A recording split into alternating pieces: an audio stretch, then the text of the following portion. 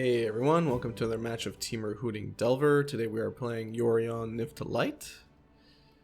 It's going to be an interesting match. So our opening hand is... meh. It's a meh. It's a meh, but I kept it. I mean, it's a meh because of the two Hooting Mandrills. But, I mean, we have a card draw in there, and we have a fetch. We have a few cards that are going to fill up our graveyard relatively quickly. So, not that concerning. Of course, I didn't know what I was playing against, so it was also on a blind draw. Now, that third Hooting Mandrills draw is bad. Right? That third Hooting Mandrills draw is pretty bad. That's not what I wanted to see. It's brutal.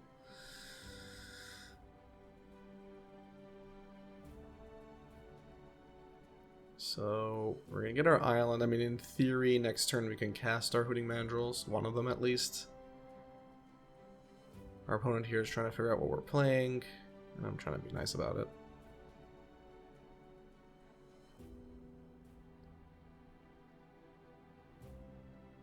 So, yeah, I mean, we have Force of Negation, which can be helpful. But we're pitching our only other counter spell, so it's kind of like a double-edged sword here.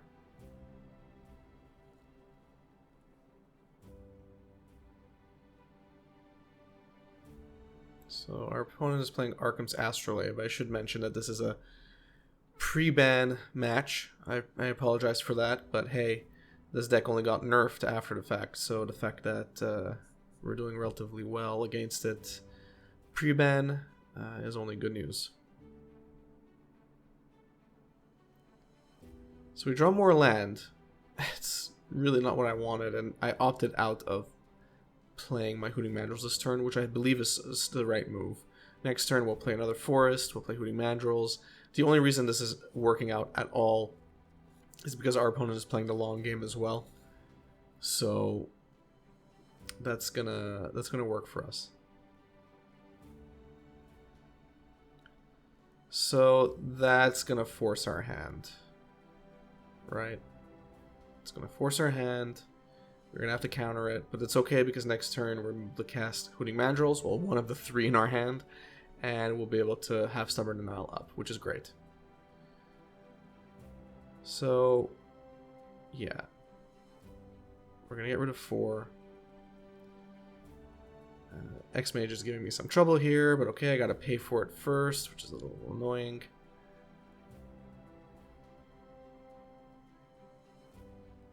So we could also play Serum Visions, which is good. Allow us to dig. We don't have to wait a turn, which is important here. Don't want the island, but Delver's Secrets might help. So this turn, our opponent's not going to get any non-creature spells down, right? And that feels pretty good. That's why I really love Stubborn Denial. So let's see what our opponent has in store.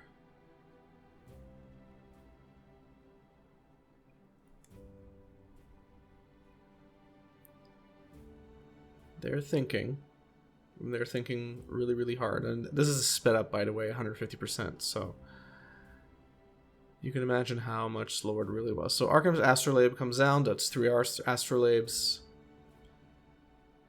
Kaya's Guile, I feel, is something that we would not want to resolve.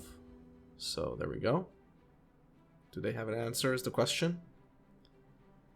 They only really have 1 mana up, so there's not much. And it resolves. Alright, so now we're going to be hitting in for 4 damage. Let's do all that fun stuff first. Play our Delver, and we can't do much else. Next turn, though, especially if Delver flips, it's game over.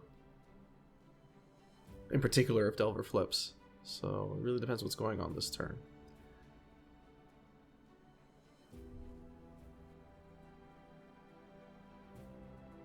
And the main piece to the puzzle comes down. Would have been nice to save Stubborn Denial for that. So it looks like we're going to have to suffer through this. Not much we can do here. So Bring to Light is going to resolve. Niv Mizzet is going to hit the battlefield. And they're going to draw some cards, and that's going to be pretty brutal. I mean, if you think about it, other than the fact that it's an expensive card to cast, it's pretty brutal. When okay, this is perfect. This is what we wanted. Unfortunately, we only have access to 1 red. So we'll attack in. Most likely we'll block our flyer, and we will bolt Niv Mizzet in response. Which I'm perfectly happy doing. Goodbye. And next turn we have him dead to rights, which is also a good feeling. We'll get a second Mandrills down onto the battlefield just as a backup. We just pray our opponent doesn't play any sweepers, like Supreme Verdict. Kai's Guile. Alright. Can't do anything about this one. And they are doing a bunch of stuff. Another good reason why we kept that Hooting Mandrills up on, well, we cast a second Hooting Mandrills, because if we hadn't, it would have been way worse. So we're going to attack him for 4. Our opponent is presumably enjoying this match. I'm enjoying it as well. We could actually cast our third Hooting Mandrills. This is hilarious, by the way. If I'm sure anyone who plays Temur Delver and is watching this game is probably laughing. Just the sheer amount of Hooting Mandrills we've cast this turn, and there's been no Thought Scours, no nothing. Just purely playing the game. So what do we got here? Another Kai's Guile. Alright. Hooting Mandrills doing its job.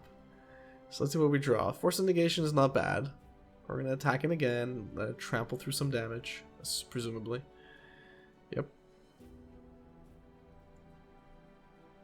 Anything short a Supreme Verdict is acceptable, other than the Mizzet. Alright, so this is going to get countered. Alright, if they plan on doing it, yeah. Note here, they haven't really leaned on Arkham's Astrolabe too much. So it looks like we let it resolve. It's probably the right call. At this point in time, Remnant 6 is not actually a threat, and we have a clock that's not going to last long enough for Remnant 6 to be a threat. We probably want to stop a much stronger spell, like Ashiok. But then again, are we really concerned about Ashiok right now? We're not going to be searching. So we let it resolve. If they want to mill us, let them. I think they milled us. Got rid of some cards. We got another Delver. Alright, so we're going to attack in. And at this point, unless they have an answer, which we can also respond to, it's game over. Yep, alright, so that was an interesting match. Blood Moon definitely is coming in. Oh, I was playing Grey Sable Stag. That's interesting. I think Grey Sable Stag is probably correct to bring in theory. It's these type of matches where I would bring it in. Let's see if I do. Veil of Summer also makes sense. I mean, our opponent is playing some number of counters, although I didn't really see any. That's the thing. I mean, I didn't see anything necessarily targeting our creatures, and then the hedge here is, will they bring that kind of hate in post-game 1? It looks like I'm really leaning more towards Huntmaster of Fells and not Great Sable Stag, which is interesting. Shadow Spear is cute. I don't think it's necessarily what we want here, though. Oh, and I was playing Illusionary Angel as well in this build. This was pre-Stormwing Entity, obviously. Those slots are now taken up by Stormwing Entity. I don't think we see Illusionary Angel anyway in this matchup. Take out some ops. I should just mention too that this is a slightly older build. A newer build is linked into the description of this video below. So if you want to see a newer build, a fresher build, a build that I would be sleeving up now to play at a tournament, feel free to do so in the link. And while we're waiting for myself to decide what I want to do here on the sideboard, I should mention that I will be playing more of Temur Hooting Delver soon with the most recent build, and yeah, stay tuned for that. That's going to be some fun. Alright, I've done a trillion changes. Let's see if I'm finally happy with it. Looks like it. Alright. Game 2. Let's see how game 2 goes.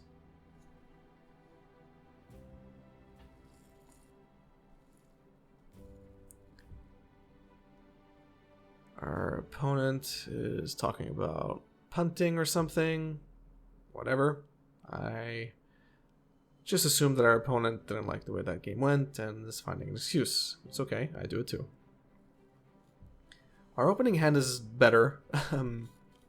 We have less Hooting Mandrills, but Hooting Mandrills nonetheless, but I think we could deal with that.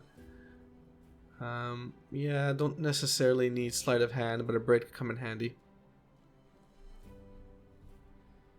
Next turn, we can play Delver.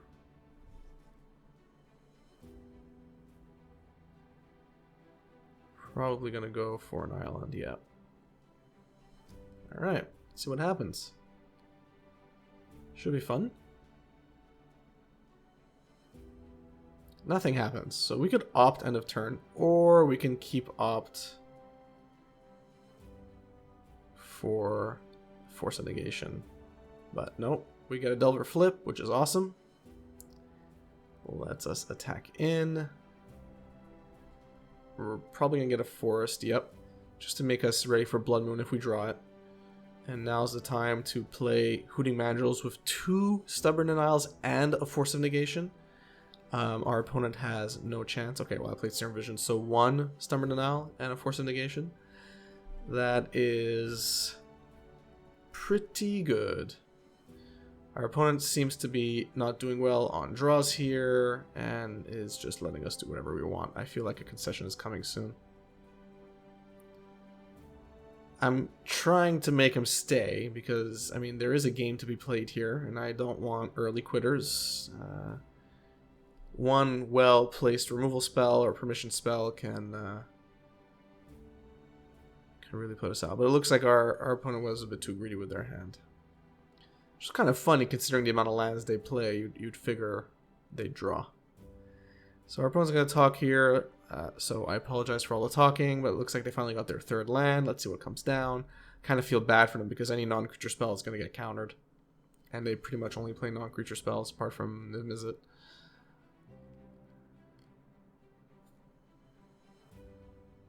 Let's see. Alright, a Plains. Astrolabe comes down. I could have countered it, but let's just be nice. Fatal Push will get countered, though. I'm definitely not letting that pass.